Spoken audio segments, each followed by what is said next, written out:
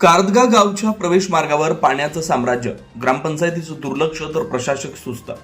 कारदगा ढोणेवाडी मार्गावर असलेल्या सरकारी वसतिगृहाजवळ पावसाचं व गटारीचं सांडपाणी साचून राहिल्यानं वाहतुकीची मोठी अडचण निर्माण झाली आहे. ही समस्या सोडवण्याकडे ग्रामपंचायतीनं साफ दुर्लक्ष केलंय, तर ग्रामपंचायतीवर असलेले प्रशासकही तालुक्यात स्वस्त असल्यानं या समस्येकडे लक्ष कोण देणार अशी मागणी आता जनतेमधून व्यक्त होते.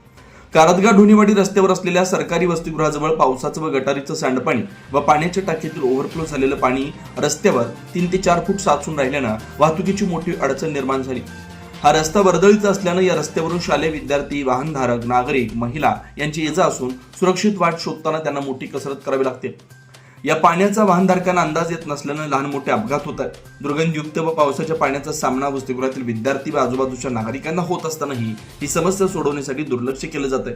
सदर ठिकाणी वास्तव्यास असलेल्या रहिवाशांनी पाणी जाण्यासाठी असलेली चर आपापल्या दारामध्ये मुरुम टाकून बुजवल्यानं पाणी जाण्यासाठी कोणतीही वाट नसल्यानं पाणी तिथं साचून राहिले. त्यामुळे सदरची समस्या मिटवण्यासाठी ग्रामपंचायतीला मोठं आव्हानात्मक ठरणार आहे.